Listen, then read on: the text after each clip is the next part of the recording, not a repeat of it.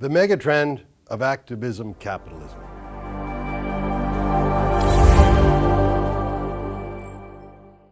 Activism capitalism is catching like wildfire.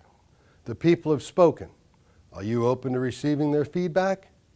Those who truly hear them have the most growth potential today. So what are they saying? Well, according to the New York Times, 3 in every 4 Americans think corruption in big business is on the rise. This is the result of years of business culture blindly elevating income over value. All those businesses causing harm in our society and our environment are also creating a serious demand for an activist capitalist to answer the call and prosper. And that's what we set out to do as leaders, isn't it? We identify a need and we set out to fulfill that need in the marketplace and to fulfill it in a way that's better for all of us. A better way. Whatever your industry, the demand for activism capitalism is huge, and it's calling for you. Hi, I'm Steve Little, founder of Activist Capitalist. Okay, so what is activism capitalism? That's the question I'm going to answer for you today in today's episode. I'm also going to reveal why activism capitalism is becoming a megatrend in your community and already beginning to dominate your marketplace as a megatrend. And what's a megatrend? Well, let's start there. Megatrends are driving forces of development that create scalable opportunities for businesses and the economy based on the impact they have on society. Every megatrend creates a series of subtrends that support the demand for the megatrends. Whatever industry you're in, it's important to know where these swells of economic growth are occurring because megatrends impact society so broadly that your ideal community is likely to be involved. Here's a cool example. The California gold rush was a megatrend in the mid-1800s. There's gold in our hills, and the possibility of claiming some of the gold brought 300,000 people to California from all around the world. The gold rush was a driving force of development, and the scalable opportunities it created helped a lot of people prosper. Leaders of companies often have that pioneer spirit about them, so imagine you were one of these 300,000 people off to California to claim your stake. You're going to need a good horse, proper permits, camping gear, and a plentiful food supply for the journey. Once you arrive in California, you just can't wait to get out there and start digging. But wait, you'll need rope, lumber, pickaxes, gold pans, dynamite, shovels, and a whole lot of other things. Oh, and you wanted to bring your family, so you should probably get them settled first in one of the homesteads that sprung up to accommodate the rising population. The prospectors who find gold aren't the only ones getting rich here. Lumber mills are prospering because new homesteads are popping up everywhere and lumber is necessary for building mine shafts.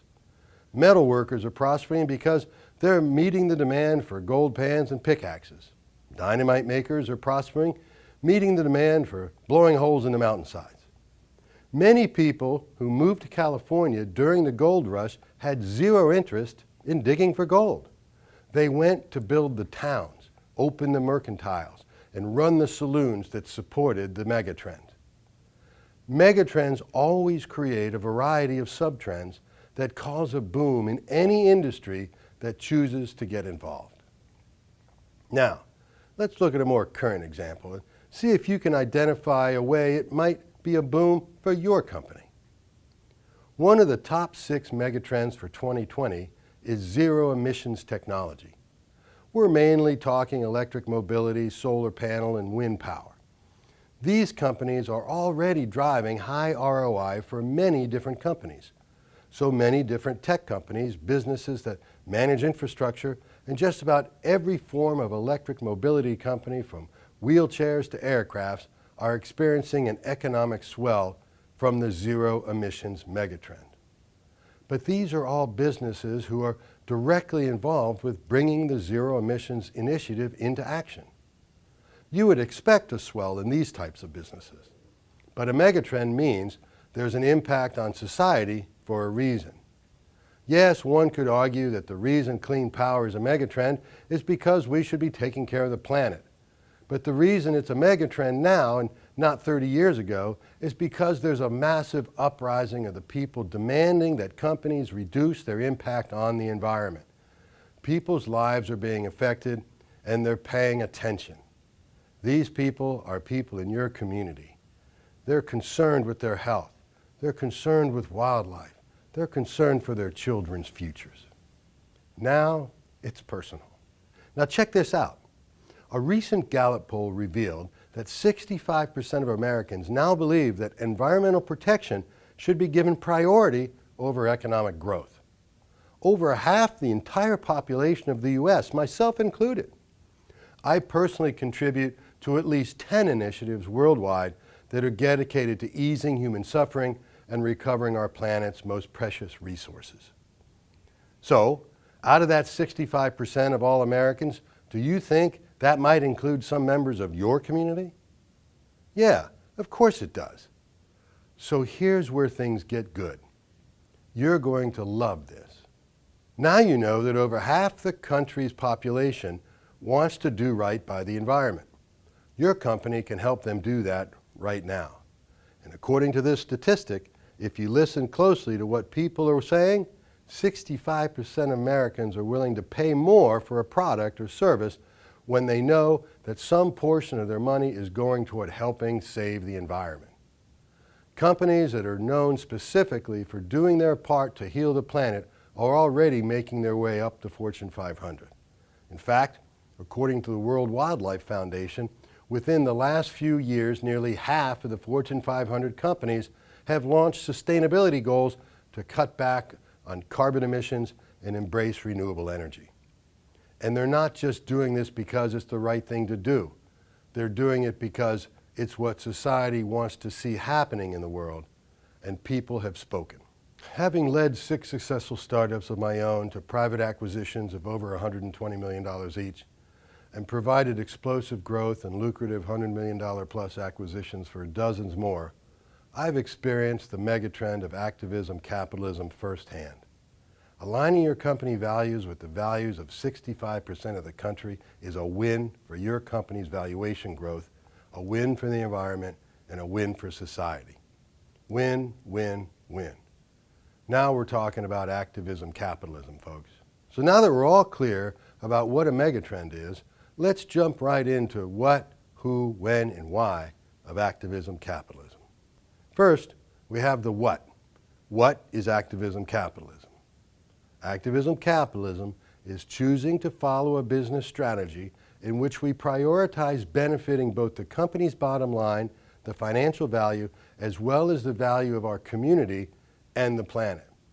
It's a value-based approach to growing your company. Many businesses out there are still stuck in the old cliche of cold, hard business sense. You work your fingers to the bone and you expect your employees to do the same.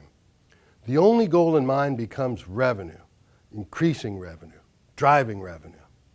And hey, as active capitalists, we like money too. You better believe we do. But revenue at the cost of the health and well-being of others and of the environment? No, that way of doing business is dying, and we're happy to put it out of its misery. Because what an activist capitalist knows that other guys don't know is that revenue-based companies are sacrificing their own valuation growth in the process. Doing harm to mankind and the planet on which we live is literally not a sustainable business plan. And I know the hipsters these days are throwing the word literally around so much, and that is literally losing its meaning. But I'm no millennial. When I say literally, I mean it. For an activist capitalist, money alone is not enough. Companies embracing activism capitalism follow strategies that support sustainability for the planet, seeks to improve the lives of the people in their communities, and create scalable growth. In today's marketplace, these things combined can drive value through the roof in every industry. There's so much suffering in the world that has been caused by big bully businesses that only activism capitalism can reverse the damage. The world needs you. And besides, it's good business, literally. Richard Branson said that doing good is good for business. It's about listening to your community and giving the people what they want. Activism capitalism is good for your company's growth, good for your community, good for the planet, and good for your soul. Activism capitalism is healing the world of business and the world at large by contributing to the culture that values care, trust, and health over profit. And the profits just come rolling in on their own. Next, we have who. Who is demonstrating the effectiveness of activism capitalism? Let's see. We have Costco, Whole Foods, Southwest Airlines, Unilever, Zappos, The Container Store, Tom's Shoes, Patagonia, Adidas, Nike, Gucci, 3M, HP, just to name a few. And that's just in the United States. Companies all over the globe are picking up on the megatrend of activism capitalism. Let's focus in on just one for now. Whole Foods Market has set the bar high for sustainability practices for not only competitors, but even for companies throughout other industries. The environment of Whole Foods is that of a company that cares. But what many in their loyal community may not even know is that Whole Foods offers $8 million in annual small interest loans to small batch organic farmers. They're the first grocery chain to prominently label GMO products and ushered in a new standard for disclosure to consumers regarding what's in our food. Whole Foods also uses wind energy, and their truck fleet runs on biodiesel fuels. CEO and co-founder of Whole Foods, John Mackey, opened the first Whole Foods market in Austin, Texas in 1978. In the first year, he was evicted from his apartment for storing inventory there. So he moved into the store and used a hose attached to the dishwasher for a shower. 5 years later, he had expanded all the way to California. In 2017, Whole Foods was acquired by Amazon for $13.7 billion in cash. Mackey stayed on as CEO, but he owns so much valuable stock that he elected to accept a $1 yearly salary and forego any bonus or stock grants since 2007. Man, talk about waste not, want not. Next, we have when. When did activism capitalism become a megatrend? Well, if you look at the rapid growth of Whole Foods, which was first launched in 1978 on a family loan of $48,000, and within 10 years, co-founder John Mackey found himself in Forbes magazine with $48 million in annual sales, it would seem that activism capitalism has always played a key role in valuation growth. Since when did the people not want a company to really care about their health and the environment? Capitalism, as it stands on its own, has just reached its expiration point. Let's take a look at some statistics to see where capitalism as usual has taken us as a society. According to Oxfam International, 42 people hold the same wealth as 3.7 billion of the world's poorest individuals. 192 million people worldwide are underemployed or underemployed. According to Habitat for Humanity, there's about 1.6 billion people who are homeless worldwide. According to the Federal Reserve, 63% of Americans have no emergency savings for a trip to the ER or a car repair. And according to water.org, 1 in 9 people lack access to clean water. Does that sound sustainable to you? The world is in crisis and business as usual doesn't work anymore. There's a handful of companies who have been doing it right from the get-go, like Whole Foods and Patagonia. Patagonia founder Yvon Chouinard actually went on record calling his competitors a bunch of weenies for not following his lead in adopting activism capitalism. But it's really just been within the past few years that a new wave of leaders and executives stood up and said, enough is enough. Enough suffering, enough corruption, enough pollution. The buck stops here. And what they all got in return is a passionate, purpose-filled community and increased profits. The world has always needed activism capitalism, but the demand today is higher than ever before. The world has always needed your company, and your time is now. As a milestone in the rise of activism capitalism, consider this. Since 1997, America's most influential group of corporate leaders, the Business Roundtable, had agreed on one principle. The paramount duty of management and boards of directors is to the corporation's stockholders. That's been the principle they operated on for the past 2 decades. But get this, recently, 181 CEOs from the Business Roundtable agreed to a new definition which articulates that a company has a broader responsibility to society, and the purpose of the corporation is to promote an economy that serves all Americans. They refined the mission of serving the corporation's stockholders to serving all stakeholders, including customers, employees, suppliers, communities, and shareholders. Which leads me to why. Why does activism capitalism work so well? I mean, to put it simply, it's a win-win-win. But I think the main reason that has made activism capitalism a megatrend has a lot to do with the internet. We are connected to our customers and our community more intimately than ever before. As a society, we are more aware of the suffering in humanity and the environment, and we can trace when suffering leads back to the companies that are perpetuating it. As consumers, we're able to peel back the veil and peer right into the heart of a company. And when that heart is nowhere to be found, we go looking elsewhere.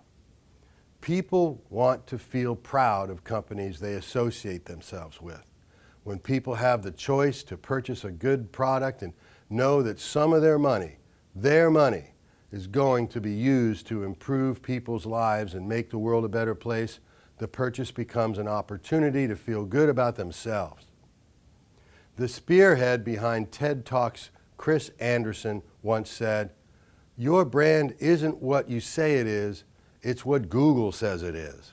What the world is saying about a company is accessible and more important now to consumers than ever before in human history. People care about what companies may associate themselves with, and when a company is doing good in the world, that means every customer has a hand in creating that goodness. Activism capitalism companies are great places to work, too. The team members are living proof that the company is living up to its promise, and the leaders of the companies are the physical embodiments of the promises and value the company upholds. So now you know exactly what activism capitalism is and why this new and better way of doing business is becoming a megatrend. So what are you waiting for? Are you ready to change the world with your community while creating massive valuation growth for your company? Take the first step to becoming a company that practices activism capitalism. Identify a demand to end suffering within your marketplace that your company can fulfill and dedicate resources towards easing that suffering. Look at this as a vertical growth strategy. As the M&A guy, I can tell you, doing good is a massive growth strategy. Thank you all so much for joining me, not only for this important episode, but also joining me in the ranks of activist capitalists. There's an old African proverb that states, "If you want to go fast, go alone. If you want to go far, go together." And together I believe our companies will save the world. I'll close with this. We've identified a need for change in the marketplace. And as true leaders, once we've identified a need, we won't stop until it's been fulfilled. That's the way of the activist capitalist.